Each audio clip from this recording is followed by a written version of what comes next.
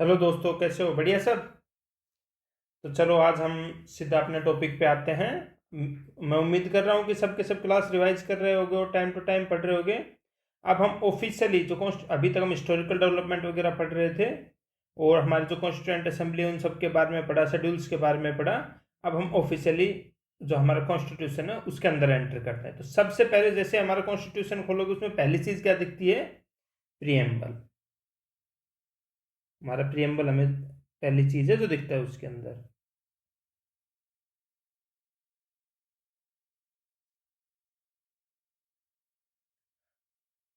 तो चलो आज हम प्रियम्बल के बारे में करते हैं बात। सबसे पहले तो ये प्रियम्बल किस पे बेस्ड है? तो ये प्रियम्बल जो ऑब्जेक्टिव रिजोल्यूशन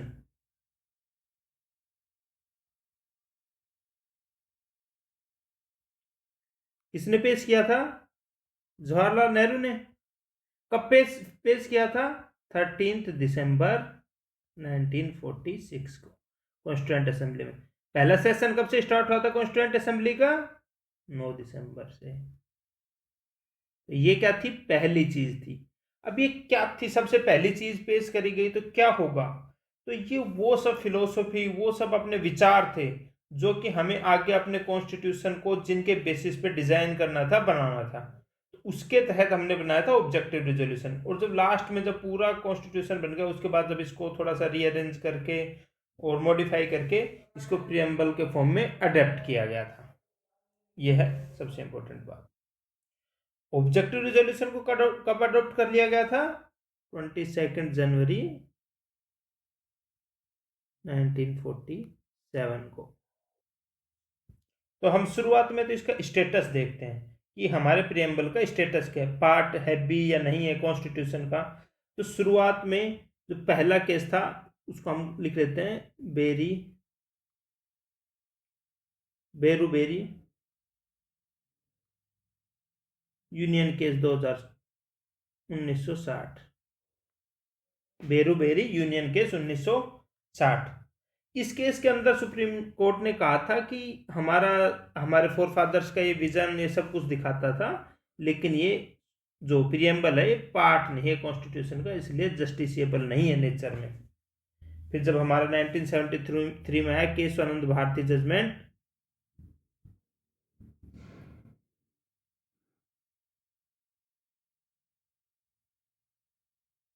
उसमें सुप्रीम कोर्ट ने क्या कहा कि प्रियम्बल क्या है? Part of the constitution. तो अभी एट प्रेजेंट स्टेटस क्या? प्रियम्बल क्या है? अपने कॉन्स्टिट्यूशन का पार्ट है। फिर दूसरी चीज जो आती है, ये जस्टिसिएबल है या नॉन जस्टिसिएबल है। जस्टिसिएबल का मतलब जिसके अगर कोई प्रोविजंस फॉलो नहीं हो तो अपन सीधा कोर्ट ऑफ लॉ में, मतलब कोर्ट में जाके, सुप्रीम कोर्ट या हाई कोर्ट में जाके उस पर केस फाइल कर सकें और वो ब्रीच होने के उपलक्ष्य में उसको कोर्ट हमें रिलीफ प्रोवाइड करेगा। जैसे कि हमारे फंडामेंटल राइट्स हैं, अगर उनका हनन होता है तो क्या होता है, हम हाई कोर्ट या सुप्रीम कोर्ट जा सकते हैं और सीधा फिर उस पर सुनवाई होगी। तो प्रियम्बल हमारा जस्टिस पार्ट है कॉन्स्टिट्यूशन का, पर जस्टिसिएबल नहीं है। मतलब इसका कोई प्रोविजन अगर फॉलो नहीं हो रहा है तो उसके उपलक्ष्य में हम कोर्ट में जाके नहीं खड़े हो सकते। अब हम एक एक करके देखते हैं हमारे प्रियम्बल में लिखा हुआ क्या है। पहली लाइन क्या है? We the people of India. अब तो we the people of India क्या जस्टिफाई करता है? ये सिग्निफाई करता है कि जो हमारा पूरा कॉन्स्टिट्यूशन है उसकी असली सुपर पावर कौन है, कौन इसकी पूरी अथॉरिटी किससे आ रही है? वी, मतलब हम, द पीपल ऑफ इंडिया। मतलब जो इंडिया के लोग हैं वो सबसे ज्यादा पावरफुल है। वही हर चीज के लिए जो इनहेरेंट पावर है जो हमारे कॉन्स्टिट्यूशन को आ रही है या हमारे जो सब चीजों को आ रही है, किससे आ रही है? People of India. तो मतलब जो मैक्सिमम जो उसकी जो ड्राइविंग फोर्स है, ड्राइविंग पावर कौन है? People of India. Having solemnly resolved to constitute India into a sovereign, socialist, secular, democratic republic। तो ये आ सकता है कि कितने टाइप के हैं, तो इनको अगर ये आपके याद नहीं रहे तो 5 हैं, SSDR, ऐसे इनको याद कर सकते हो। इसमें से सोशलिस्ट, सेकुलर किससे जोड़े गए थे? Constitutional amendment act 1976, 42nd constitutional amendment act 1976। इनके साथ साथ एक वर्ड और क्या जोड़ा गया था? इंटीग्रिटी। इंटीग्रिटी। ये 3 शब्द जोड़े गए थे। इसका मतलब क्या है? क्या हमारे प्रियम्बल का को हम अमेंड कर सकते हैं? हाँ, कर सकते हैं, क्योंकि हुआ है हमारे preamble amend 42 constitutional amendment act से। अगर ये सवाल आ जाए कि हमारे को प्रियम्बल कितनी बार अमेंड हुआ है, तो बस एक बार अमेंड हुआ है। ये पूछ लें कि कौन कौन से वर्ड जोड़े गए थे हमारे कॉन्स्टिट्यूशन में अमेंडमेंट के द्वारा, तो सोशलिस्ट, सेकुलर और इंटीग्रिटी, 3 वर्ड जोड़े गए थे। ठीक है, कौन सी ईयर में हुआ था? 1976 में हुआ था 42 कॉन्स्टिट्यूशनल अमेंडमेंट। देखो, अगर आपको कुछ भी आंसर लगाना हो, कुछ नहीं आ रहा, तो 42 सबसे बड़ा गैस है, क्योंकि 42 कॉन्स्टिट्यूशनल अमेंडमेंट को मिनी कॉन्स्टिट्यूशन भी कहते हैं। सबसे ज्यादा चेंजेस इसी के द्वारा हुए थे। कब आ रहा था ये? इमरजेंसी के टाइम पे लाया गया था। क्या सब जोड़े गए थे? सोशलिस्ट और सेकुलर। अब हम एक एक करके, इसके अलावा क्या क्वेश्चन बनता है प्रियम्बल से? ये जो वर्ड दे रखे हैं, sovereign, socialist, secular, democratic, Republic, इनका मतलब क्या है? सबसे पहली बात है सोवरिन। इसका मतलब क्या है? अगर हमसे कोई पूछे इस वर्ड का मतलब क्या है, सोवरिन, सोवरिन का मतलब है कि हम अपने आप में इंडिपेंडेंट हैं, हमारे डिसीजंस लेने के लिए हम पूरी तरह से अलाउ है हमें, हमारे ऊपर कोई और सुप्रीम अथॉरिटी नहीं है, हमारा देश में हम ही सबसे बड़ी सुप्रीम अथॉरिटी हैं। साथ ही साथ सोवरिन की और क्या पावर होती है? अगर हम सोवरिन, इसका मतलब क्या है? हम एक एक करके वर्ड्स का, सोवरिन इसका मतलब क्या है? हम इंडिपेंडेंट हैं अपने डिसीजन लेने में, सबसे हमारे ऊपर कोई भी सुपीरियर पावर नहीं है, हम डिसाइड खुद से कर सकते हैं हमारे कि किसी टेरिटरी को मिलाना है या सिसीड करना है, ये हमारे पास टेरिटरी को अंदर लेना है या बाहर करना है, सिसीड करना है या मिक्स करना है, ये सब हम खुद से डिसाइड कर सकते हैं। सबसे बड़ी बात है, हम ही इंडिपेंडेंट सुपीरियर अथॉरिटी हैं। ये कैसे हुआ पॉसिबल? क्योंकि हम 1947 में आज़ाद हो गए थे, उसके बाद ब्रिटिश चले गए थे, उसके बाद हम अपने आप खुद के फुली सोवरेन बॉडी हो गए थे।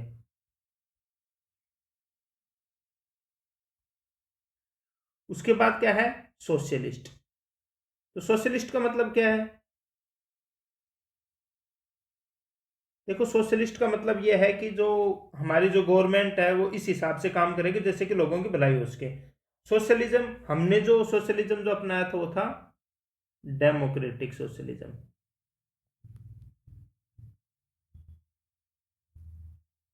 ऑटोक्रेटिक सोशलिज्म था, या जिसको कम्युनिज्म वाला सोशलिज्म, कम्युनिस्ट सोशलिज्म बोलते हैं, वो कहाँ पे था? रशिया में। लेकिन हमने कौन सा डेमोक्रेट, इसमें क्या था कि हम जो सारे रिफॉर्म, हमारी जो पूरी कोशिश रही, सोशलिज्म का मेन एस्पेक्ट क्या रहता है? इनकम जो इनइक्वालिटी है और इकोनॉमिक डिस्पैरिटी है, इनकम इनइक्वालिटी और जो इकोनॉमिक डिस्पैरिटी है उसको कम किया जा सके, उसके लिए अलग अलग तरीके से कोशिश। जैसे हमारे क्या था, मिक्स्ड इकोनॉमी का हमने मॉडल अपनाया हमारी सरकार ने, और हम क्या करते थे, जैसे हम लैंड रिफॉर्म्स, जो भी चीज कर रहे हो हम लीगल बाउंड्रीज के अंदर रह के कर रहे हैं। जैसे हमारे क्या था, पहले जमींदारों के पास सारा लैंड था, तो सोशलिज्म क्या कहता है कि लैंड का डिस्ट्रीब्यूशन हो, तो हम उसके लिए क्या कर रहे थे? लैंड रिफॉर्म्स ला रहे थे। लेकिन ये किसके दायरे में रह के ला रहे थे? सब लीगल प्रोविजंस के अंदर रह के ला रहे थे, लीगल फ्रेमवर्क के अंदर। तो अगर आ जाए कि हम कौन से टाइप का सोशलिज्म अपनाया, हमने डेमोक्रेटिक सोशलिज्म अपनाया, जो कि सारे काम लीगल दायरे में रह के पूरा फोकस था इनकम इनक्वालिटी, इकोनॉमिक डिस्पैरिटी वगैरह को कम करें, और जो रिसोर्सेस हैं उनको पूल करके ज़्यादा से ज़्यादा लोगों की हेल्प के लिए यूज कर सकें। साथ ही साथ हैं, हम हैं सेकुलर। अब सेकुलर का यहाँ पे क्या मीनिंग है प्रियम्बल के एस्पेक्ट में? प्रियम्बल के एस्पेक्ट में सेकुलर का मतलब है, सेकुलर का वैसे मतलब क्या है कि हम किसी भी इंडिया के एस्पेक्ट में या किसी भी एस्पेक्ट में क्या है कि हमारी जो कंट्री है उसका कोई ऑफिशियल रिलीजन नहीं है। उसके बाद हम क्या फॉलो करते हैं? हम फॉलो करते हैं positive brand of secularism, positive brand of secularism follow करते हैं। क्या मतलब है इसका? इसका मतलब है कि हमारी सरकार हर धर्म को समान मानती है और और जो सारे धर्म हैं उनको समान रूप से हेल्प करने की कोशिश करती है। इसका मतलब क्या है? जैसे मुस्लिमों के लिए थी हज सब्सिडी थी, हिंदुओं के लिए देवस्थान विभाग है, जो टेम्पल हैं उनके मेंटेनेंस वगैरह, और इन सब में हर धर्म के जो एस्पेक्ट है उनमें बराबर हेल्प करती है और सबको समान मानती है। जो वेस्ट में क्या फॉलो करते हैं, negative brand of socialism, negative brand of secularism. इसमें क्या होता है, इसका मतलब है कि जो स्टेट है वो कंप्लीटली डिटैच्ड होगा रिलीजन से। स्टेट और रिलीजन दोनों कंप्लीटली डिटैच्ड रहेंगे। मतलब ये सब धर्म को बराबर मान के सब धर्म को हेल्प करने की बात नहीं। वहां पे क्या है कि स्टेट अपना अलग रहेगा, रिलीजन अलग रहेगा, दोनों एक दूसरे के जो अफेयर्स हैं उनमें कोई इंटरफेयर नहीं करेंगे, वो दोनों सेपरेट एंटिटी रहेंगे। इंडिया में पॉजिटिव क्या है कि पॉजिटिव फॉर्म ऑफ सेकुलरिज्म है, उसमें क्या है कि सरकार के लिए हर धर्म बराबर है और सरकार कोशिश करती है कि हर धर्म को, जैसे हमारे रिफॉर्म्स भी लाते हैं, जैसे ट्रिपल तलाक को हमने अवॉइड किया था कॉन्स्टिट्यूशन, हमारे जो सुप्रीम कोर्ट के जजमेंट के थ्रू फिर हम एक्ट लाए थे। तो ऐसे हम हर धर्म में थोड़ा थोड़ा इन्फ्लुएंस करते हैं जिससे कि उनको और ज्यादा से ज्यादा सही कर सके, ना कि कंप्लीटली डिटैच्ड है जो कि वेस्ट में फॉलो होता है।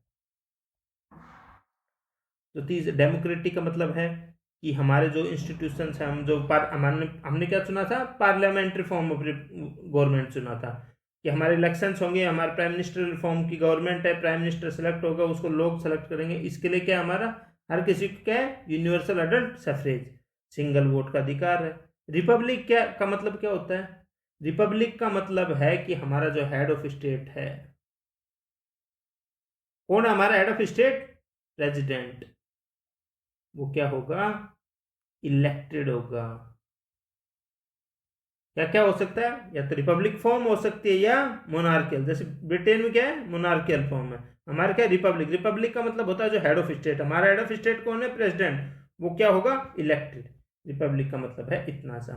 ये कितने टाइप के लिखे हुए हैं, ये कैसे याद रखेंगे, SSSDR 5 लिखे हुए हैं। कौन कौन सा 1946 में जोड़ा गया था, सोशलिस्ट और सेकुलर, यहाँ से साथ में इंटीग्रिटी है नीचे से।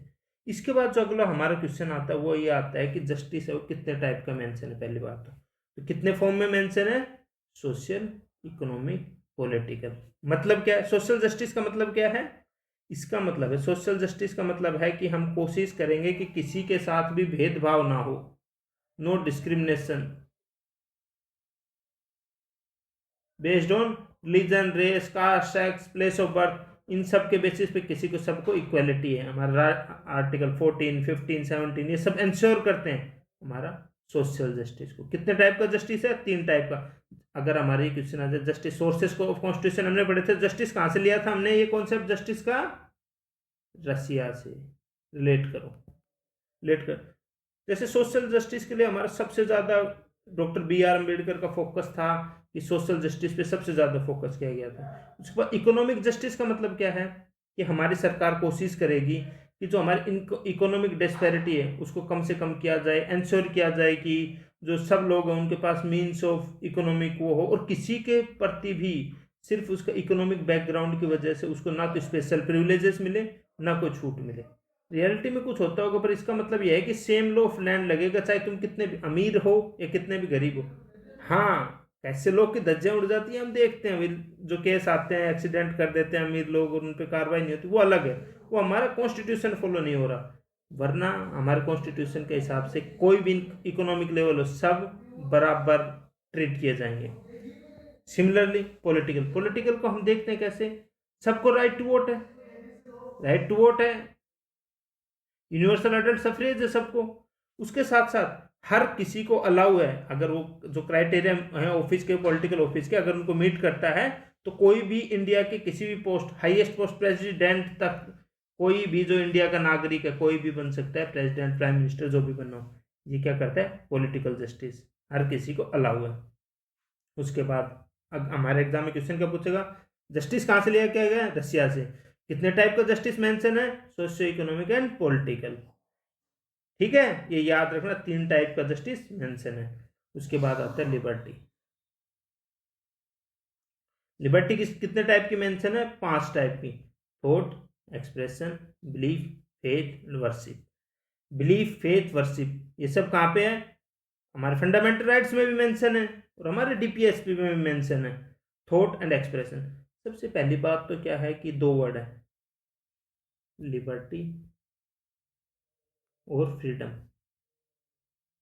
हमको ये सिमिलर लगते हैं, तो एक्चुअल में थोड़ा सा डिफरेंस है। लिबर्टी का मतलब क्या है कि हम एक लीगल गाइडलाइंस है उनके प्रारूप में रह के अगर कोई फ्रीडम दी जाए तो वो लिबर्टी हो जाती है।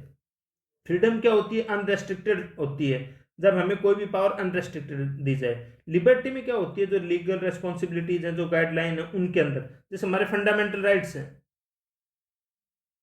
राइट टू फ्रीडम जब आर्टिकल 19 देते हैं तो रेगुलेटेड है, उन पर रेस्ट्रिक्शंस लगा रखे हैं। तो जब रेस्ट्रिक्शंस मतलब किसी पर्टिकुलर गाइडलाइन के अंदर रह के जो आज़ादी हो उसको हम बोलते हैं लिबर्टी। वो क्या है? जो जो बंदिश है वो किसकी है? हमारे कॉन्स्टिट्यूशन की। तो जो हमारे कॉन्स्टिट्यूशन के हिसाब से जो लिमिटेशंस है उसके अंदर जो आज़ादी है वो है हमारी लिबर्टी। कितने टाइप की लिबर्टी मेंशन है? 5 टाइप की। किसकी? Thought, expression, belief, faith and worship. तो ये सब याद रखना। कितने, यही क्वेश्चन आएगा, या तो आएगा कौन कौन सा वर्ड इनमें से मेंशन है, या फिर आएगा जस्टिस कौन कौन सा मेंशन है, सोशियो इकोनॉमिक पॉलिटिकल, इसके अलावा चौथा दे देंगे कौन सा जस्टिस मेंशन नहीं है। ऐसे लिबर्टी आएगा कि ये कौन कौन सी लिबर्टी मेंशन है या कौन सी नहीं है। Equality of status as well as opportunity. Equality किस किस टाइप की मेंशन है? स्टेटस और अपॉर्चुनिटी। मतलब इक्वालिटी मतलब समानता। समानता किसकी है? स्टेटस की।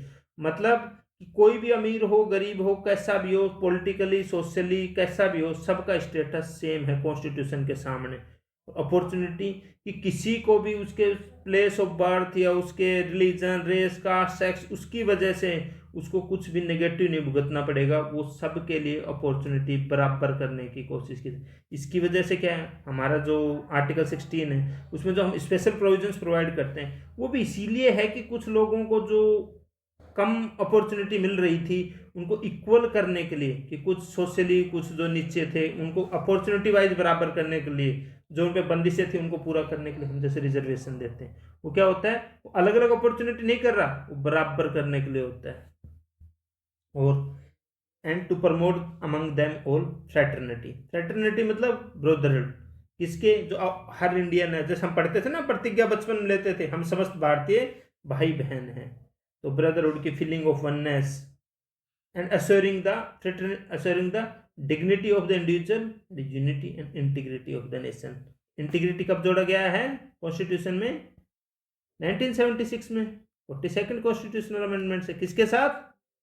सोशलिस्ट और सेकुलर वर्ड के साथ। Integrity of nation. Nation integrity का मतलब क्या है? कि हम अपनी तरफ से पूरी, यूनिटी का मतलब था कि हम एकजुटता को रखेंगे। इंटीग्रिटी का मतलब यह है कि हम उन पूरी फोर्सेस को रजिस्ट करेंगे एक्टिवली जो हमारे जो सेसेशनिस्ट टेंडेंसी की हैं, जो हमारे देश को तोड़ना चाहती हैं। इसके बाद है in our constituent assembly this day 26 November 1949 do hereby adopt enact and give to ourselves this constitution. ये कौन सा डे है? 26 नवंबर 1949। इस दिन हमारा कॉन्स्टिट्यूशन बन गया था और अडेप्ट हो गया था। फाइनली जो उसका इनेक्ट हुआ था, जो फाइनल इनेक्टमेंट था वो कब होता है? 26 जनवरी को। वो तब तक क्यों वेट किया हमने? क्योंकि 26 जनवरी 1930 को हमने पहली बार अपना क्या सेलिब्रेट किया था? Independence day. उसको कमेमोरेट करने के लिए, उस डेट को हमेशा के लिए हिस्ट्री में इको करने के लिए हमने 26 जनवरी से पूर्णतः इसको लागू किया। इसकी कुछ बेसिक डिटेल्स हैं जो हम एक एक करके देख लेते हैं। वैसे हम सब कुछ डिस्कस कर चुके, जैसे यही हमने पूरा ऊपर डिस्कस किया था। कब इसको कॉन्स्टिट्यूएंट असेंबली में रखा था? 13 अप्रैल 1946 को। कब अडॉप्ट कर लिया था? 22 जनवरी 1947 को। प्रियम्बल का कॉन्सेप्ट कहाँ से हुआ था? सबसे पहले ओरिजिनेट यूएस कॉन्स्टिट्यूशन से। तो अगर हमारे पास याद जाए कि हमने प्रियम्बल का जो कॉन्सेप्ट है कहाँ से लिया है? यूएस कॉन्स्टिट्यूशन से। पहली लाइन क्या है हमारे कॉन्स्टिट्यूशन की? We the people of India. तो इसमें आ जाए अथॉरिटी कहाँ से ड्राइव करता है? अगर ये स्टेटमेंट आ जाए द पीपल ऑफ इंडिया, याद रखना पहली लाइन क्या है? We the people of India. तो कभी भी याद जाए कि हम हमारा कॉन्स्टिट्यूशन है किससे अथॉरिटी ड्राइव करता है, तो हमारा कॉन्स्टिट्यूशन शुरू ही किससे होता है? We the people of India से। तो हमारा कॉन्स्टिट्यूशन अथॉरिटी कहाँ से ड्राइव करता है? हम लोगों से। अगर ये पूछ ले कि नेचर ऑफ इंडियन स्टेट कैसा है, ये आ जाए स्टेटमेंट कि हमारा नेचर ऑफ इंडियन स्टेट कैसा है, तो हमने पढ़ा था SSDR, sovereign, socialist, secular, democratic, Republic. Objectives क्या है कॉन्स्टिट्यूशन के? Justice, liberty, equality and fraternity. ये अलग से हमने इसको डिवाइड कर दिया कि ये नेचर है, ये डिफाइन करते हैं नेचर ऑफ इंडियन स्टेट मतलब कि हमारा स्टेट कैसा, हमने कैसा बनाने की सोची है। सोवरेन तो क्योंकि हमारे इंडिपेंडेंट है, सोशलिस्ट, सेकुलर, ऑब्जेक्टिव्स मतलब ये हम अचीव करना चाहते हैं हमारे कॉन्स्टिट्यूशन के थ्रू। जस्टिस, कितने टाइप का justice? Socio economic and political, 3 type का। Liberty of thought expression, belief, faith and worship. Equality of status and opportunity. और फ्रेटर्निटी मतलब ब्रदरहुड। डेट ऑफ अडॉप्शन ये हमने देख लिया कि here to give ourself on 26 November 1949। अभी एक एक करके वर्ड हैं जो हमने डिस्कस कर लिया, वही चीज़ें लिखी हुई हैं, आप देख लेना एक बार नोट्स में। सबका हम ऊपर मतलब डिस्कस कर चुके हैं, ये नोट्स आपके रिवीजन के लिए हैं, ठीक है। तो इनको आप एक एक करके देख लेना, जिससे कि आपको बाद में कभी देखना हो तो हमेशा आपके याद रहें, ठीक है। ठीक है दोस्तों, तो ये हमारा खत्म होता है प्रीएम्बल। Thank you. आज का टॉपिक से रिव्यू करते हैं, यूनियन एंड इट्स टेरिटरी क्या है। इस शुरुआत है हमारी, हम आर्टिकल 1 to 4 पढ़ेंगे। यूनियन एंड टेरिटरी में कौन कौन से आर्टिकल हैं? आर्टिकल 1 to 4, इसमें पूरी डिटेल है कि कैसे हमारी यूनियन क्या, टेरिटरी क्या है, और उसमें यूनियंस में स्टेट क्या है, यूनियन टेरिटरी क्या है, कौन कौन से हैं, क्या एरिया है क्या नहीं, कैसे नया स्टेट ऐड कर सकते हैं, कैसे जो पुराने स्टेट है उनसे नया स्टेट बना सकते हैं, कैसे उसका कॉन्स्टिट्यूशनल अमेंडमेंट होंगे, सारी डिटेल इन आर्टिकल 1 to 4 में है। तो सबसे पहले जो हमारा आर्टिकल 1 है, शुरुआत में क्या होगा, क्या लिखा हुआ? Bharat is A union of states. क्या है?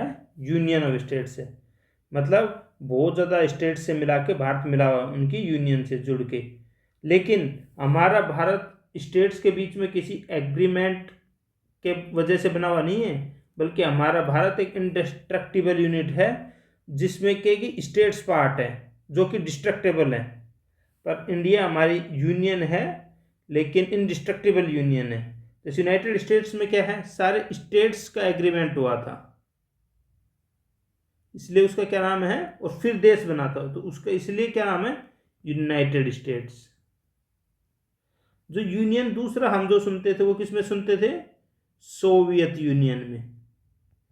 सोवियत यूनियन और हमारी यूनियन में एक अंतर है। जो सोवियत की जो यूनियन थी उसमें क्या था कि जो यूएसएसआर में के अंदर जो देश थे अलग अलग, वो सोशलिस्ट प्रिंसिपल्स पे आके मिलकर फिर उनका देश बनाया हुआ था। तो उसमें एक प्रकार से जो उनका कॉन्स्टिट्यूशन था उसमें आज़ादी थी कि वो सिसीड कर सकते थे।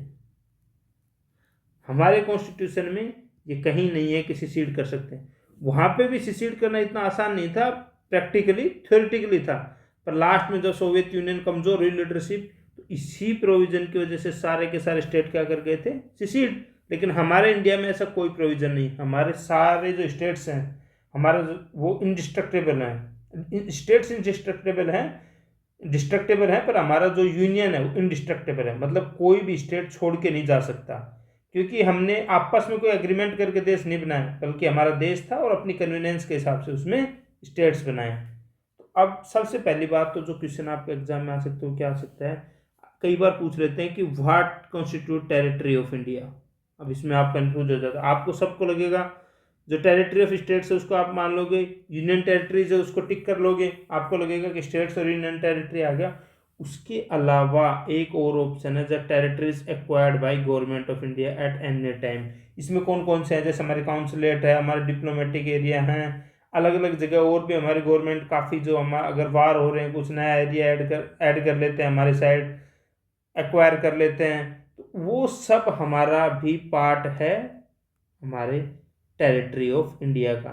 तो अगर टेरिटरी ऑफ इंडिया आ जाती है ब्रॉड टर्म है, सिर्फ इसमें टेरिटरी ऑफ स्टेट्स और यूनियन टेरिटरी नहीं है, जो भी एक्वायर्ड टेरिटरी है गवर्नमेंट ऑफ इंडिया की एनी टाइम, जैसे कि हमारे डिप्लोमेटिक एरिया हैं, जो हमारे काउंसलेट हैं, हमारे काउंसलर और स्पेसेस हैं, वो सारे भी इसका पार्ट है। तो ध्यान रखना, यूनियन जो टेरिटरी ऑफ इंडिया वो क्या है, वो एक ब्रॉड टर्म है।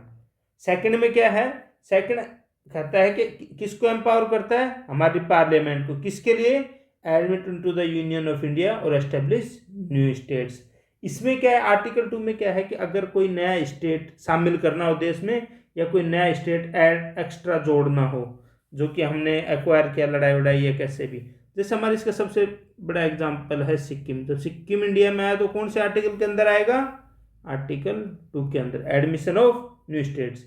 इसके लिए 2 क्वेश्चन बन सकते हैं इसमें, कौन आर्टिकल 2 किस चीज से रिलेटेड है, एडमिशन ऑफ न्यू स्टेट्स और एस्टेब्लिशमेंट ऑफ न्यू स्टेट्स। और सब दूसरी बात यह है कि कौन ऑथराइज है न्यू स्टेट्स को एडमिट करने के लिए? पार्लियामेंट। इन दोनों में से किसी भी टाइप से क्वेश्चन बने आपको उसको कैच करना है। आर्टिकल 2 क्या करता है? 2 पावर्स देता है पार्लियामेंट को, admit into union of India new states, जैसे कि सिक्किम को किया था हमने, और एस्टेब्लिश न्यू स्टेट, मतलब कि जो बाहर से जो हमारे पास कोई टेरिटरी आई, मान लो कि कल हम पाकिस्तान को ऑक्यूपाई कर लेते हैं, तो अगर हमारे पास नया एरिया आ जाता है तो उसके लिए एक अलग से स्टेट बनाने की पावर किसमें? आर्टिकल 2 के अंदर किसके पास है? पार्लियामेंट के पास। आर्टिकल 2 किससे रिलेटेड है? एडमिनिस्ट्रेशन और establishment of new states that are not part of union of India, मतलब जो अभी देश के यूनियन के पार्ट नहीं है उसके एक्स्ट्रा जो अगर कोई जोड़ना है तो आर्टिकल 2 में है। आर्टिकल 3 किससे रिलेटेड है? ये रिलेटेड है जो ऑलरेडी इंडिया में है, उनको अपन बाउंड्री को इधर उधर करके जो न्यू स्टेट की फॉर्मेशन है, जैसे हमारे क्या बना था, आंध्रा को 2 में तोड़ के क्या बना दिया था? आंध्र प्रदेश को 2 में तोड़ के आंध्रा और तेलंगाना, आंध्रा और तेलंगाना बना था ना। तो ये पावर किसके अंदर थी? कौन से आर्टिकल के अंदर है? आर्टिकल 3 के अंदर। जो हमारा रीएडजस्टमेंट करते हैं हम, जो हमारे ऑलरेडी टेरिटरीज हैं उनको अगर हम रीएडजस्टमेंट करते हैं तो वो किसके अंदर इंक्लूड होता है? आर्टिकल 3 के अंदर। जैसे कि अब इसमें अलग अलग तरीका है कि कैसे कैसे नया स्टेट फॉर्मेशन, आपको ये देख लेना कि अगर ये सारे पढ़ के आपको यही चीज़ समझ में आएगा कि अगर हमारा स्टेट है वो उसमें कुछ भी कर रहे हैं, अपन उसको बढ़ा रहे हैं, छोटा कर रहे हैं, या फिर 2 में तोड़ रहे हैं, या फिर 2-3 को मर्ज कर रहे हैं, जो सब कुछ है जो ऑलरेडी इंडिया के अंदर अगर उसमें से कर रहे हैं तो वो सारा किसके अंदर है? आर्टिकल 3 के अंदर। इसमें भी कौन है ऑथराइज्ड पावर? पार्लियामेंट है। तो दोनों में बाहर से अंदर कोई नया स्टेट जोड़ना है तो भी पार्लियामेंट है, और यहाँ पे भी पार्लियामेंट है। जैसे यही सब लिख रखा है, from the state by separation of territory from any state, increase area, diminish the area, alter the boundaries, alter the name of any state. जैसे कि मान लो हमारे जो उड़ीसा था वो उड़ीसा बना था, तो किससे हुआ था? आर्टिकल 3 के अंदर। किसके पास ये पावर है? पार्लियामेंट के पास। तो लेकिन जो आर्टिकल 3 के अंदर एक वो कंडीशन है कि जो पार्लियामेंट है वो बिल को जब जब अपन जो पार्लियामेंट में बिल को रखेंगे तो सबसे पहले तो किसकी प्रायर रिकमेंडेशन लेनी पड़ेगी? प्रेसिडेंट की। ये पूछ सकते हैं कि क्या आर्टिकल 3 के अंदर अगर कोई बिल रखना इंट्रोड्यूस करना है तो पार्लियामेंट में तो प्रायर रिकमेंडेशन चाहिए प्रेसिडेंट की? तो हाँ, चाहिए प्रेसिडेंट की। इसके साथ साथ प्रेसिडेंट उसको रेफर करता है शुरुआत में स्टेट लेजिस्लेचर को, उस बिल को, और एक टाइम पीरियड फिक्स करता है कि इसमें उसको अपना व्यू देना है। अब जो व्यू देता है स्टेट लेजिस्लेचर, उसको व्यू को जो एक्सेप्ट करना है नहीं करना वो बाइंडिंग नहीं है प्रेसिडेंट पे, वो व्यू दे। अगर वो टाइम फ्रेम में नहीं रिप्लाई करता तो आगे बढ़ जाएगा, अगर एक्सेप्ट नहीं करता, प्रेसिडेंट को कोई रिकमेंडेशन भेजते हैं तो प्रेसिडेंट पे उसको एक्सेप्ट करे या नहीं करे, स्टेट लेजिस्लेचर नहीं, पर वो स्टेट लेजिस्लेचर को भेजते हैं कि वो अपने व्यू एक्सप्रेस कर सके। तो आर्टिकल 3 में क्या है? एक तो प्रायर रिकमेंडेशन, ये याद रखना, 2 ही चीज़ याद रखने, पार्लियामेंट कर सकता है, प्रायर रिकमेंडेशन चाहिए, और किसको भेजेगा? स्टेट लेजिस्लेचर को भेजता है। लेकिन ये बाइंडिंग है? नहीं, नॉन बाइंडिंग है। इतना सा चीज ध्यान में रखना है। आर्टिकल अब यूनियन टेरिटरी में क्या है? कुछ रेफरेंस नहीं करना कंसर्न लेजिस्लेचर के। क्यों? क्योंकि यूनियन टेरिटरी में कौन रूल कर रहा होता है? जो डायरेक्ट रूल होता है, जो सेंटर है उसी का, तो प्रेसिडेंट का खुद का नुमाइंदा है वही रूल कर रहा है डायरेक्ट, इसलिए यूनियन टेरिटरी में उसको भेजने की जरूरत नहीं होती। जैसे कि दादर नगर हवेली और दमन दीव को मिक्स करके एक यूनियन टेरिटरी बना रहे तो भेजने की जरूरत नहीं है। अब आर्टिकल 4 क्या कहता है? आर्टिकल 2 और आर्टिकल 3 के अंदर जब हम जो अमेंडमेंट करेंगे वो जो आर्टिकल 368 है उसके अंदर अमेंडमेंट कंसिडर नहीं किए जाएंगे। मतलब क्या है कि जो बिल हम जो लॉ बनाने के लिए जब पास करेंगे तो सिंपल मेजोरिटी और ऑर्डिनरी लेजिस्लेचर प्रोसेस के तहत पास हो जाएगा, ना कि आर्टिकल 368 के अंदर स्पेशल मेजोरिटी होगी। फिर आप देख रहे हो जो हमारा कॉन्स्टिट्यूशनल अमेंडमेंट एक्ट है 100, किसके लिए था? बाउंड्री एग्रीमेंट किया था किसके साथ? बांग्लादेश के साथ। तो ये तो था कॉन्स्टिट्यूशनल अमेंडमेंट, आपके दिमाग में आएगा। फिर ये क्यों था? तो उसमें क्या क्या था? इंडिया ने अपनी कुछ टेरिटरी सिसीड की थी बांग्लादेश को, कुछ एनक्लेव अपने सिसीड किए थे बांग्लादेश को, कुछ उससे लिए थे। जो लिए थे उनके लिए नहीं, लेकिन अगर अपने को इंडिया का कोई भी पोर्शन सेसीड करना है तो उसके लिए आर्टिकल 368 के अंदर कॉन्स्टिट्यूशनल अमेंडमेंट करना पड़ेगा, उसके बाद ही वो कर सकते हैं हम। समझ में आया क्या है कि अगर अपने एरिया किसी को देना है, दूसरे देश को सेसीड करना है, ध्यान रखना तो ये होगा। अगर सिंपल हमारा बाउंड्री एग्रीमेंट होता है कि जैसे कोई डिमार्केशन था कि यार हम बाउंड्री को सही कर लेते हैं, एरिया नहीं देना होता, बस हमारे फिक्स नहीं हो रहा था, बाउंड्री डिमार्केट करनी होती, तो ये नहीं होता। सिंपल बाउंड्री डिमार्केशन किससे हो जाता? मान लो कल चाइना के साथ है, बाउंड्री डिमार्केशन करना है कि हमारे अभी फेंस नहीं है तो फेंसिंग करनी है, उसके लिए डिमार्केशन करना है, एग्जैक्ट नहीं है, तो वो जो डिमार्केशन है वो सिर्फ एग्जीक्यूटिव ऑर्डर से हो जाता है, उसके लिए किसी भी कॉन्स्टिट्यूशनल अमेंडमेंट की जरूरी नहीं। लेकिन अगर हम एरिया सेसीड कर रहे हैं, क्योंकि हमने काफ़ी एनक्लेव्स दिए थे बांग्लादेश को, उसके लिए हमें चाहिए कॉन्स्टिट्यूशनल अमेंडमेंट चाहिए। ये लिख रखा है देखो, 100 कॉन्स्टिट्यूशनल अमेंडमेंट हमने किया था 2015 में, effect for acquiring certain territories of India and transfer of certain territories to Bangladesh. India ने क्या 111 एनक्लेव बांग्लादेश को दिए थे। तो अगर बांग्लादेश को हम एरिया दे रहे हैं तो इसके वजह से हमें क्या करना पड़ा था? कॉन्स्टिट्यूशनल अमेंडमेंट करना पड़ा था आर्टिकल 368 के अंदर। अब हम एक एक करके देखते हैं कि हमारा जो स्टेट्स यूनियन टेरिटरीज का जो आज हम देख रहे हैं, तो हमारे 28 स्टेट्स हैं, 8 यूनियन टेरिटरी हैं, तो ये कैसे ओवरऑल जाके कैसे बने, कैसे फाइनल से शेप आई है, वो किस किस प्रोसेस के थ्रू गुजरी है।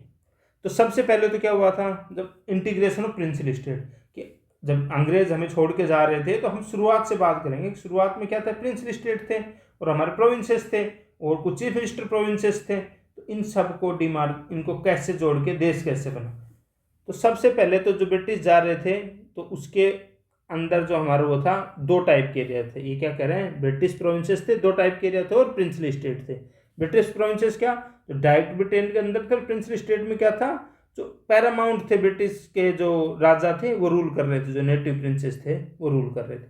तो जब 1947 में इंडियन इंडिपेंडेंस एक्ट पास हुआ था तो इनके पास 3 वो थी, या तो इंडिया को ज्वाइन करें या पाकिस्तान को ज्वाइन करें या आज़ाद रहें। तो 1947 तक आते आते हमारे जो 552 प्रिंसिपल स्टेट थे, 552 प्रिंसिपल स्टेट, उनमें से 549 ने ज्वाइन कर लिया था इंडिया को। कौन कौन से? 3 बच गए थे, हैदराबाद, जूनागढ़, कश्मीर। इसमें से हैदराबाद में क्या हुआ था? पुलिस एक्शन लिया था, ऑपरेशन फॉलो हुआ था सितंबर 13, 1948 को। इसके अंदर हैदराबाद में क्या हो रहा था, किसकी जो वो थी, नवाब का रूल, आसफ जाही डायनेस्टी वहाँ रूल कर रही थी। तो वहाँ पे क्या था, हिंदू मेजोरिटी थी उस स्टेट की और मुस्लिम रूलर था। तो हैदराबाद चाह रहा था इंडिपेंडेंट रहे, तो उन्होंने बहुत हद तक कोशिश की, लेकिन इंस्ट्रूमेंट ऑफ एक्सेशन इन्होंने साइन कर लिया था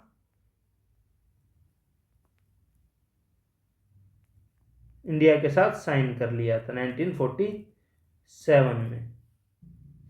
सॉरी, इंस्ट्रूमेंट ऑफ एक्सेशन नहीं, इन्होंने क्या साइन किया था,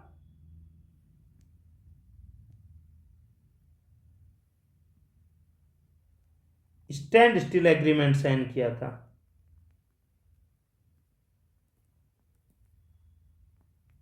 कब? नवंबर 1947 में। नवंबर 1947 में क्या शामिल किया था? स्टैंड स्टिल एग्रीमेंट साइन किया था। इसमें हमारे जो फॉरेन अफेयर्स वगैरह वो सब उनको हैंडल करने की पावर किसके पास आ गई थी? अपनी गवर्नमेंट के पास। लेकिन वहाँ पे रजाकार से सेना बना रखी थी जो वहाँ का आसफ जाही सरकार थी उन्होंने, और वो क्या अत्याचार कर रहे थे हिंदुओं पे बहुत ज़्यादा। और धीरे धीरे जो वहाँ के रूलर्स थे वो इंडिपेंडेंट, हैदराबाद क्या चाह रहा था, इंडिपेंडेंट रहना चाह रहा था खुद से। इंडिया ने फिर, लेकिन वहाँ पे काफ़ी जो हत्याएं और फिर उसके उपलक्ष्य में देखते हुए फिर सितंबर 1948 तक आते आते जब हमें नहीं लगा तो हमने ऑपरेशन पोलो चलाया, जिसमें हमने कुछ ठिकानों पर बमबारी भी की और स्विफ्ट हमारा एक्शन हुआ और हमने 13 सितंबर 1948 को अपने में शामिल कर लिया। जूनागढ़ एक यूनिक केस था। क्या हुआ था, इन्होंने पाकिस्तान के साथ इंस्ट्रूमेंट ऑफ एक्सेशन साइन कर लिया था। किसके साथ?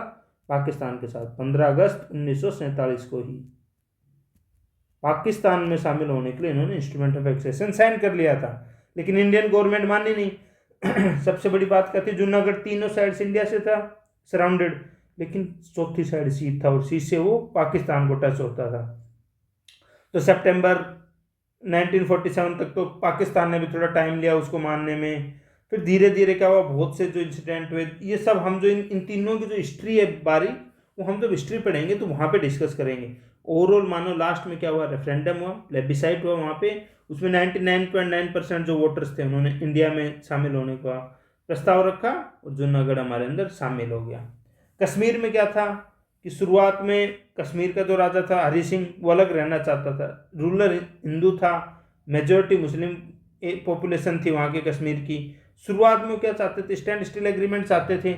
लेकिन फिर क्या हुआ कि जैसे पाकिस्तान की आर्मी कबीलाई बेस में शामिल हुई तो उन्होंने इंडिया के साथ इंस्ट्रूमेंट ऑफ एक्सेशन इंडिया के साथ साइन कर लिया था। 26 अक्टूबर 1947 को जब अटैक हुआ था पाकिस्तान का, जब कबीलाओं का कबीलाई बेस में अटैक किया था, तो फिर भारत में जो छोटा सा वार हुआ कश्मीर का 1948 में चला और उसके बाद हम कश्मीर को इंडिया का पार्ट बना लिया गया था। इसके अलावा अब हम देखते हैं कि ये सब बेसिक है, ये हिस्टोरिकल फैक्ट है।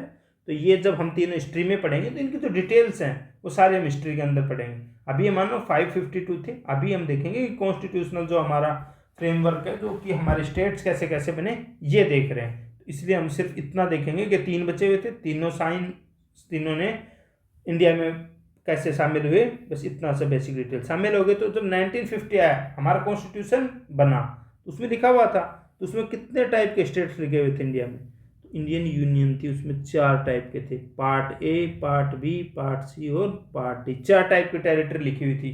अभी हम क्या देखते हैं, सिर्फ 2 ही देख रहे हैं ना, स्टेट्स और यूनियन टेरिटरीज। उस टाइम 4 टाइप की टेरिटरी थी। पार्ट ए में क्या थे, 9 स्टेट थे जो अर्स्टवाइल गवर्नर के प्रोविंस थे।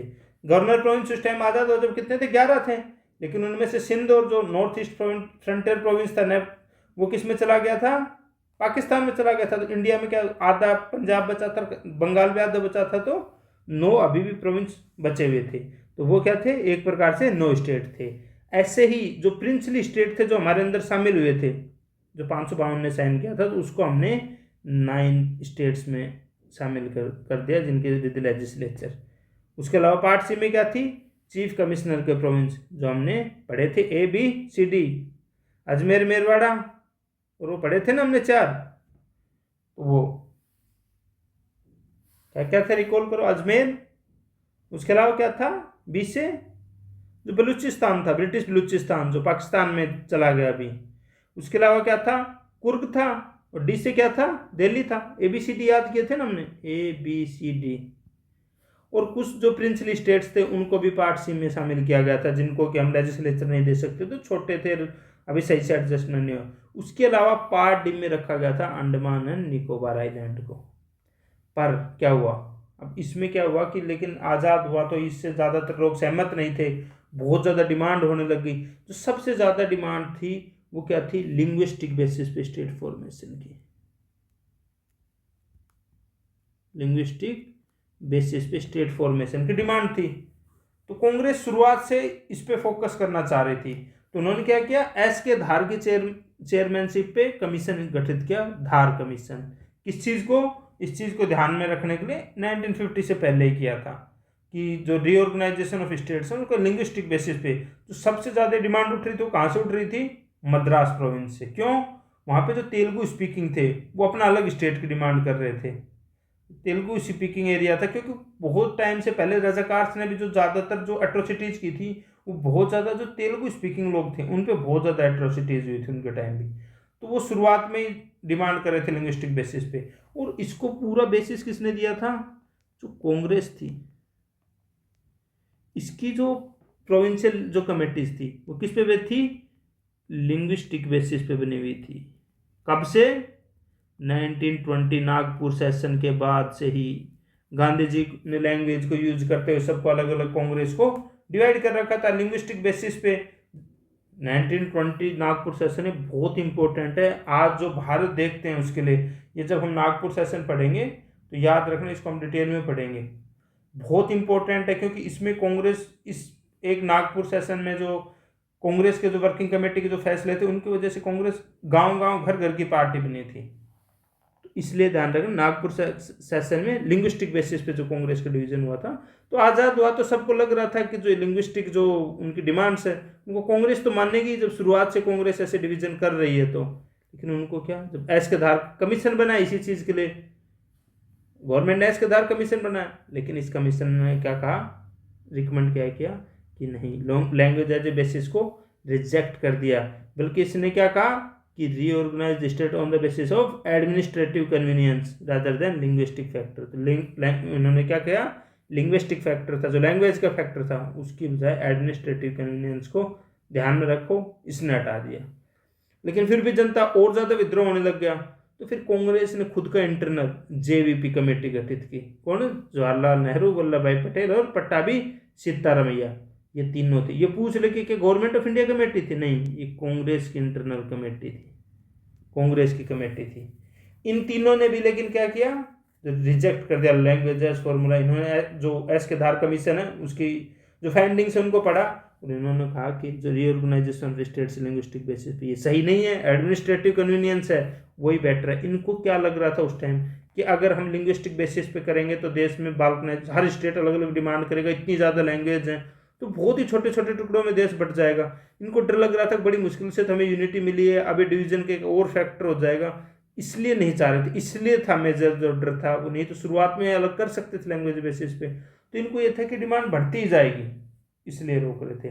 लेकिन क्या हुआ, आंध्र प्रदेश में ये डिमांड सबसे ज़्यादा मुकर थी। वो क्या, जो तमिल स्पीकिंग थे मद्रास एरिया के और जो तेलुगु स्पीकिंग लोग थे, वो कह रहे थे कि हम एक साथ रह ही नहीं सकते, और बहुत बड़ा स्टेट था। तो वहाँ पे कांग्रेस के लीडर थे वहाँ पे, पोट्टी श्रीमालू, वो क्या चल गए, हंगर स्ट्राइक पे चले गए, और उनकी क्या होगी, डेथ होगी 56 डे की हंगर स्ट्राइक के बाद, दिसंबर 1952 में। उसके बाद दंगे भड़क गए और बहुत ज़्यादा विद्रोह हो गया। तो कांग्रेस ने फाइनली कहा कि ठीक है, हम बना देंगे। तो पहला, उसकी वजह से जो पहला लिंग्विस्टिक स्टेट बना वो क्या, कौन बना, आंध्र प्रदेश। कौन सा बना, आंध्र प्रदेश। लेकिन जैसे ही आंध्र प्रदेश को लिंग्विस्टिक स्टेट बनाया और सबने भी अपनी अपनी मांग उठानी शुरुआत कर दी, तो फिर कांग्रेस ने कहा कि रुको, हम एक और कमीशन बनाते हैं। देखो, कमीशन ही खेलते हैं सरकार, कमीशन या कमेटी ऐसे गठित होते हैं। तो क्या बनाया, फैजल अली कमीशन बनाया, वापिस से लिंग्विस्टिक बेसिस को, क्योंकि हैदराबाद के बाद डिमांड जो ज़्यादा हो गई थी। इसमें दो चीज़ पूछ सकते हैं, फैजल अली कमीशन क्योंकि इंपॉर्टेंट कमीशन था। इसके मेंबर्स कितने थे, तो 3 मेंबर थे। कौन कौन थे, फैजल अली, KM पानीकर और HN कुंजरू। अब इसने कब, सितंबर 1955 में अपनी रिपोर्ट दी। इसकी रिपोर्ट में फाइनली क्या था, इसने जो इतना बड़ा लिखा हुआ, ये आप देख रहे हैं ना, फाइनल जो करेक्ट था वो क्या था, इसने एक्सेप्ट कर लिया लैंग्वेज को एज ए बेसिस।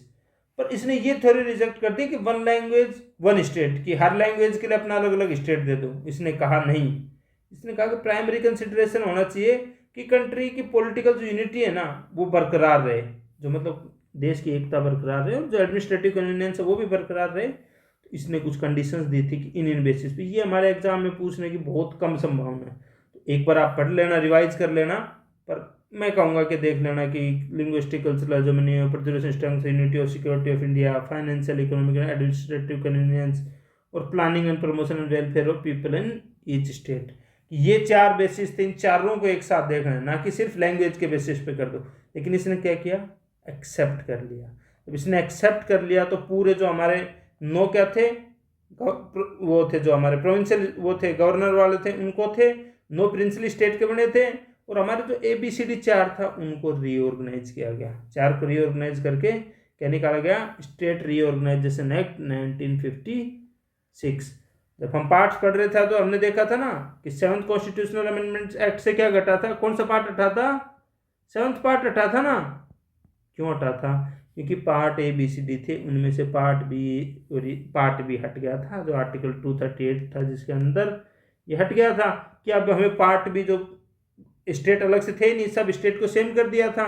रिकमेंड कितना, कभी पूछ ले कि फैजल अली कमीशन ने कितने रिकमेंड किए थे, तो 16 स्टेट और 3 सेंट्रल एडमिनिस्ट्रेटिव टेरिटरीज। जो फाइनल स्टेट रीऑर्गेनाइजेशन एक्ट 1956 के बाद कितने स्टेट बने हमारे, 14 स्टेट, और क्या 6 बनी यूनियन टेरिटरीज। कब क्रिएट हुए थे, 1 नवंबर 1956 को।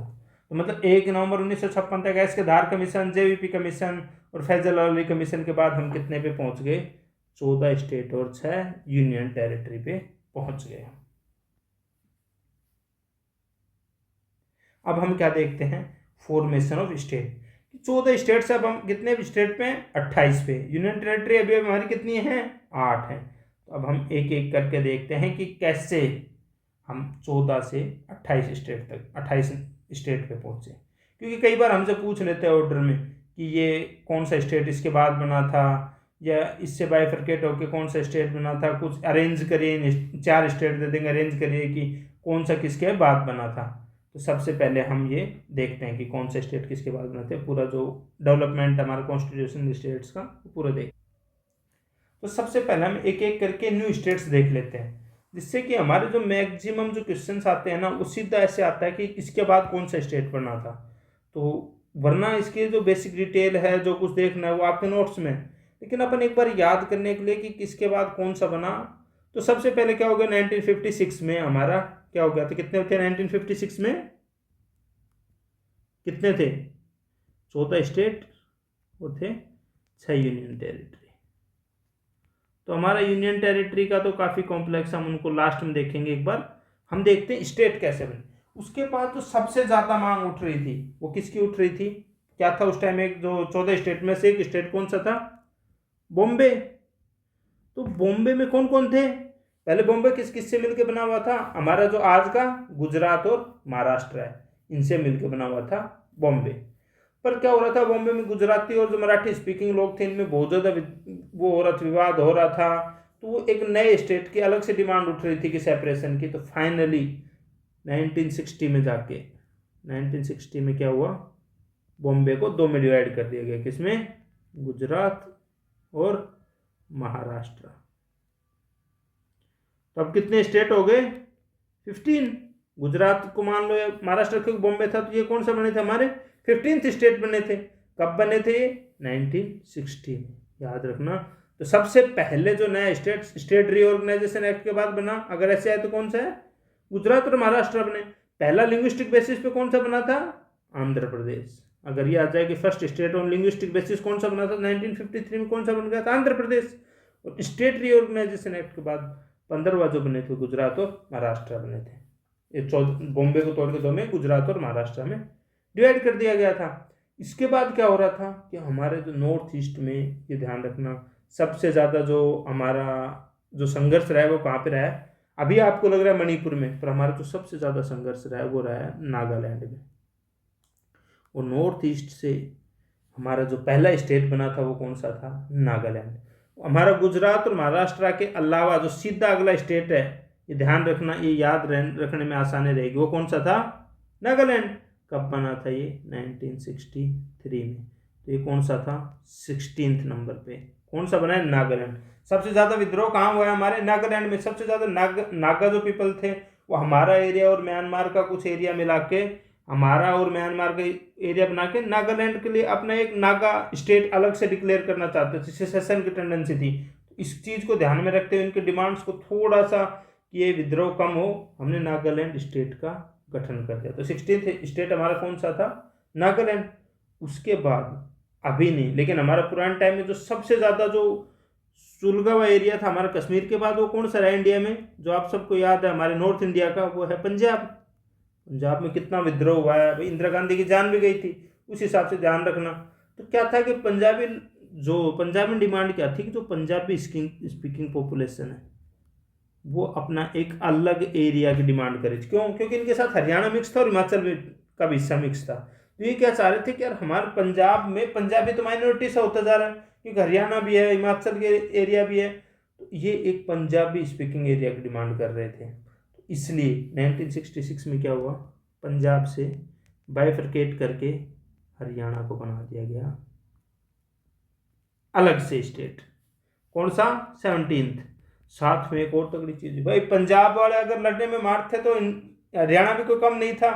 इसलिए अब विवाद इसमें जो मेन जड़ था, जिसकी वजह से डिफरेंस नहीं हो रहा थे, बाइफरकेट नहीं हो पा रहे थे, वो था चंडीगढ़। कि चंडीगढ़ किसके पास रहेगा। पर दोनों के संघर्ष में चंडीगढ़ को क्या बना दिया, यूनियन टेरिटरी, जो कि दोनों की कैपिटल का काम करेगी। उसके बाद तो हरियाणा पंजाब थे, तो इनके साथ तीसरा स्टेट कौन सा था जो शुरुआत में पंजाब का भाग था? वो था हिमाचल प्रदेश।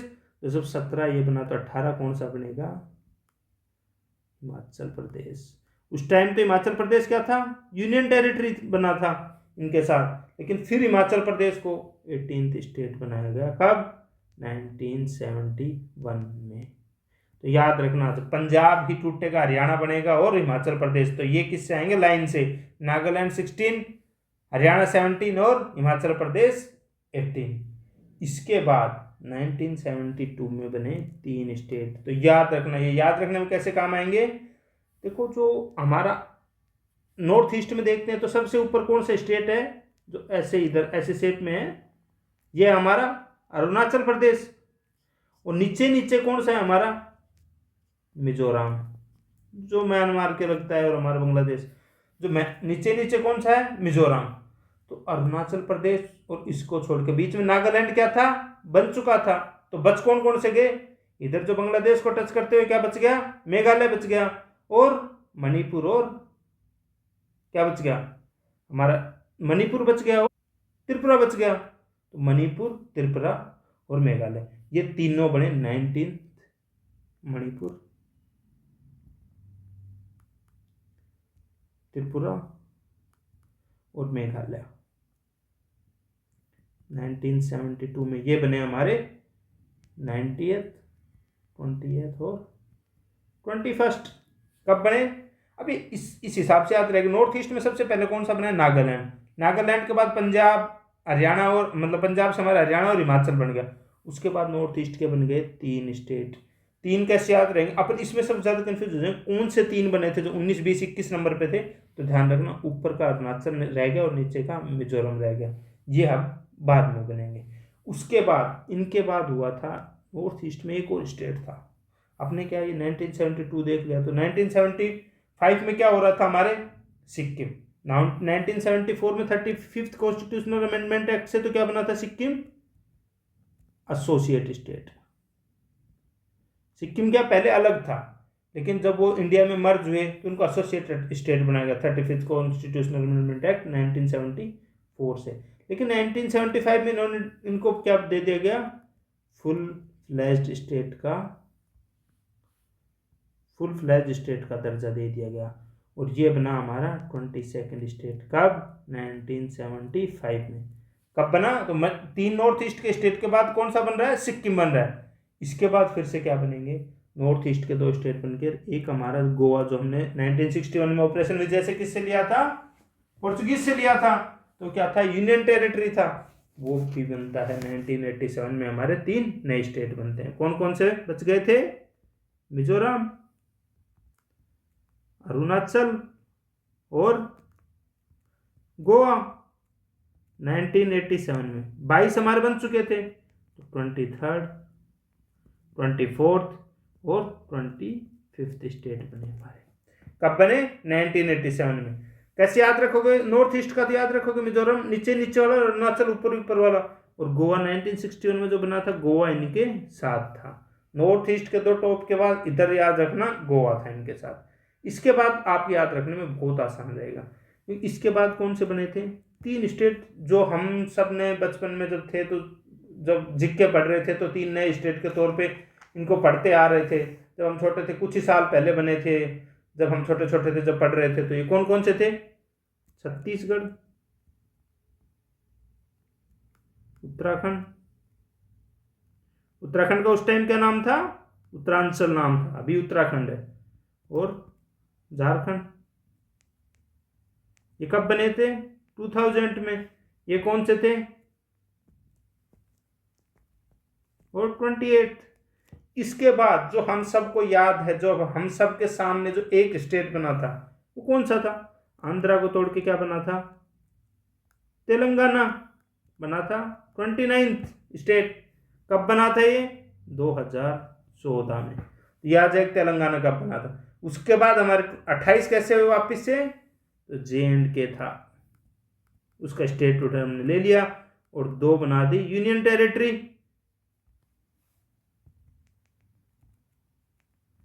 2 यूनियन टेरिटरी कौन से बना दी हमने? जम्मू एंड कश्मीर और लद्दाख, 2 बना दिया हमने इसमें से यूनियन टेरिटरी। कब? 5 अगस्त 2019 में ये हुआ। तो हम एक बार इसको रिवाइज करते हैं। तो सबसे पहले क्या हुआ? जो स्टेट रीऑर्गेनाइजेशन एक्ट 1956 में क्या था? 14 स्टेट थे और 6 थी यूनियन टेरिटरी। उसके बाद हमारा क्या हुआ? पहला कौन सा जुड़ा? इसके बाद किसमें था? महाराष्ट्र और गुजरात बॉम्बे से अलग होकर बने 15th। उसके बाद हमने क्या देखा था? नागालैंड क्या बना हमारा? 1963 में। उसके बाद हमने देखा था कि किसमें भी सबसे ज्यादा विवाद हो रहा था? हमारे पंजाब में। नागालैंड के बाद हमारा सबसे ज्यादा विवाद कहाँ था? पंजाब में। तो पंजाब से क्या हटा? हरियाणा 17th। हरियाणा के साथ साथ पंजाब के साथ और कौन जुड़ा हुआ था? हिमाचल प्रदेश हमारा बना 18th। फिर हमारे 3 नॉर्थ ईस्ट के स्टेट थे, कैसे याद कराए थे? अरुणाचल और मिजोरम को छोड़ के नागालैंड पहले बन चुका। तो हमारे कौन कौन से बच गए? मणिपुर, त्रिपुरा और मेघालय, ये 3 बच गए। ये बचे 19, 20 और 21। 22 नंबर पे हमारा कौन सा बना? सिक्किम याद भी रखना। कौन से कॉन्स्टिट्यूशनल अमेंडमेंट से बना? 36 से। और 35 से क्या बना था? Associate state. ये हो गए 22। इसके बाद फिर से हमारे 3 क्या बने थे? 2 नॉर्थ ईस्ट के कौन से बच गए थे? मिजोरम, अरुणाचल और हमारा कौन सा था इनके साथ? गोवा। तो ये हमारे कितने हो गए? 25 टोटल। 26वां फिर हमारे 3 कौन कौन से बने? छत्तीसगढ़, उत्तराखंड और झारखंड। ये हमारे बने 26, 27, 28 एक साथ। उसके बाद बना हमारा तेलंगाना और फाइनली JNK का 2019 में स्टेटहुड छीन लिया गया। तो ये बन गया यूनियन टेरिटरी। बाकी जो माइन्यूट डिटेल है वो हम आपको जो नोट्स प्रोवाइड कर रहे हैं इसमें आप देख लेना। यूनियन टेरिटरी वगैरह की पूरी डिटेल में दिया हुआ है कि कौन सा कैसे बना, ये आप सब पढ़ लेना नोट्स में। इसके अलावा कुछ जो प्रोविंसेस थे जिनको कुछ नाम थे जो चेंज किए गए ये हमने लिख रखे हैं। जैसे कि यूनाइटेड प्रोविंस का क्या था? कैसे क्या बन गया? यूपी बन गया। मद्रास, जैसे अभी भी हम चेन्नई को मद्रास कहते हैं ना, काफ़ी जगह आपने सुना होगा चेन्नई को मद्रास कहते हैं। उसका जो मद्रास स्टेट था, वैसे तो चेन्नई को मद्रास कहते हैं, लेकिन जो मद्रास स्टेट था उसका नाम चेंज होकर क्या हो गया? तमिलनाडु हो गया। मैसूर जो स्टेट था, मैसूर किसके? हैदर अली टीपू सुल्तान और फिर वाडियार डायनेस्टी, हिस्ट्री में फिर से पढ़ेंगे हम। तो उसका क्या बन गया? कर्नाटका बन गया। जो मैसूर स्टेट था उसका बन गया कर्नाटका। पूरे 3 आइलैंड है, लक्कादेवी, मिनको और अमिनी देवी, ये इनका क्या क्या बन गया? लक्षद्वीप। मिला के सबको क्या कहने के लग गए? Lakshadweep. Union territory of Delhi का क्या नाम चेंज हो गया? National capital territory of Delhi. Uttaranchal शुरू अभी हमने देखा क्या हो गया? उत्तराखंड। पौंडीचेरी क्या हो गया? पुडुचेरी। उड़ीसा क्या हो गया? उड़ीसा। इसके तो अब ये हमारा आज का लेक्चर खत्म होता है। इसके साथ साथ ध्यान रखना कि आप जो अगर आपको क्वेश्चंस करने हैं, क्योंकि ये तभी होंगे जब क्वेश्चंस कर, तो प्रीवियस ईयर क्वेश्चंस तो हम क्लास में आपको करवाएंगे। उसके अलावा प्रैक्टिस क्वेश्चंस के लिए आप हमारा लिंक दिया हुआ डिस्क्रिप्शन में हमारे ऐप का, उस पर जाके आप क्वेश्चंस की प्रैक्टिस कर सकते हो। और साथ ही साथ एक बार आप हमारे लेक्चर को अच्छे से रिवाइज करोगे तो भी होगा। इसकी जो डिटेल्ड PDF है ये इससे भी थोड़ी डिटेल्ड PDF एक और हम आपको जो एक्सप्लेनेशन किया इसके साथ अवेलेबल करवा देंगे हमारे टेलीग्राम पेज पे। उसका लिंक भी डिस्क्रिप्शन में दिया हुआ है, तो आप जाके उनको विजिट करें। Thank you and have a nice day.